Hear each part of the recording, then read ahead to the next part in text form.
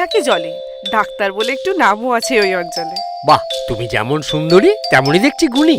হ্যাঁ পুষ্পরাজ, আসবেন, সারিয়ে দেবো সব চুলকানি। বম কালি। ওরে বাবা! পুষ্পরাজ, আমি রক্ত জবা, পূজার ফুল, নিবাস চিরসবুজ গুল্ম, মালভাসী গোত্র।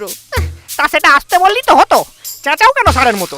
ওটাই আমার স্বভাব, আমার উচ্চ রক্তচাপ। ও আচ্ছা আচ্ছা, ঠিক আছে মা, তুমি এখন বসো, কালী পুজো এসো। হ্যাঁ হ্যাঁ তাই ভালো। নেক্সট কে আছো? আহা, কে মা তুমি?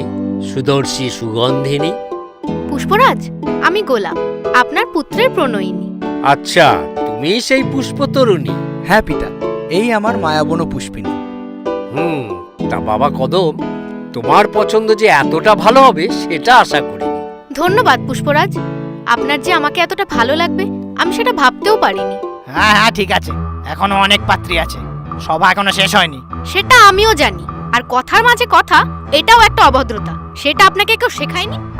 বুধমশাই, এ তো কমলতাই কাঁটা, এতক্ষণ তো বোঝা যায়নি। পুষ্পরাজ, এটাও তো একটা কোন সম্পন্ন গৃহিণী। এটা তো ভেবে দেখিনি। যাকে তা মা গোলাপ, তোমার সাথে আলাপ করে আমি সত্যি